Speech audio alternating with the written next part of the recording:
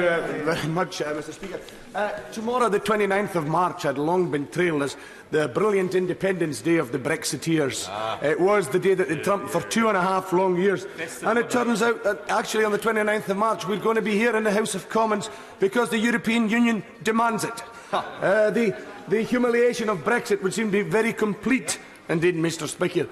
Speaker, because rather than all they promised, we're now seeing at the edge of the cliff the horrors of Brexit and the disaster that's coming our way. And I will give way.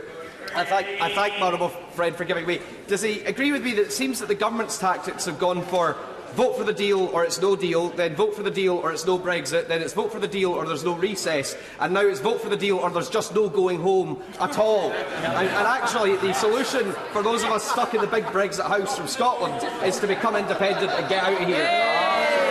Correct. Oh, I hear cheers from the Tory benches for Scottish independence.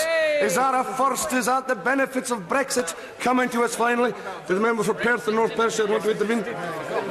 The honourable member will obviously, like me, remember that tomorrow was also to signal the start of the Festival of Brexit, where the Attorney-General in his best Gilbert and Sullivan was going to be out there as a compare to all the wonderful achievements of post-Brexit Britain. What happened to that? The humiliation is greater and deeper than any single Scottish nationalist could have imagined for the Brexiteers. Not only are they here because the European Union demands they're here, they now have to put off their festivals as a result of the European Union's demand. It's humiliation for them.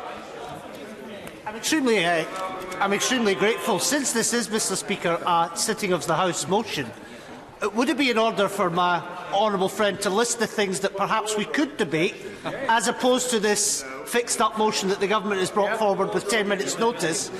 There are a great many things, I'm sure, that my honourable friend would like to add and break that could be on tomorrow's order paper. Would he care to maybe do a bit of that for the House as well? Well, absolutely, and my honourable friend from Glasgow makes a very good point, because I've for a number of business questions, I've indeed asked, and other members have asked the Leader of the House for time to progress the Refugee Family Reunion Bill. Order. Order. I think the honourable gentleman was led astray from the path of virtue when his honourable friend exhorted him to list matters which it would be worthy to debate tomorrow. I can advise the honourable gentleman on that matter. The motion, the sittings of the House motion, specifies the purpose for which the House will meet, and an amendment, indeed, to it specifies a purpose for which it should not meet. It is clear from the motion what it's about, and this debate is not an opportunity to dilate on a vast range of other matters which may be of interest to the honourable gentleman, but which are not consistent with the terms of the motion. If I have somewhat truncated the honourable gentleman's speech as a result, then I'm sure he's sad, but that's the reality. Mr. Angus MacNeil. Thank you, Mr. Speaker. I was rather enjoying your own speech there. Thank you. I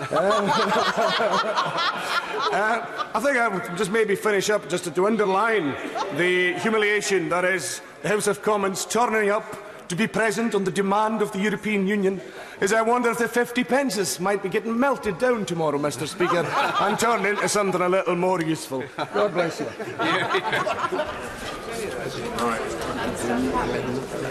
I think I'm right in deducing that the Shadow Leader of the House doesn't wish to move her amendment.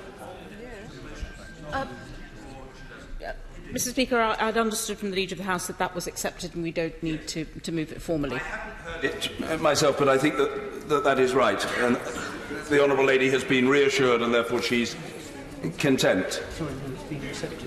The amendment has been accepted. Well, in that case, the question is the main question. The question is the amendment. Well, the government wants to accept it. Therefore, the question is the amendment be made. As many as are there, say aye. Aye. On the contrary, no. I think the ayes have it. The ayes have it. The question is the main question as amended. As many as are of that opinion say aye. Aye. Of the contrary, no. I think the ayes have it. The ayes have it. Order. Yes, a point of order, Mr. Vernon Coker. Mr. Speaker, is there any way that we can emphasise a point that you made earlier on, which refers to the motion tomorrow, where it says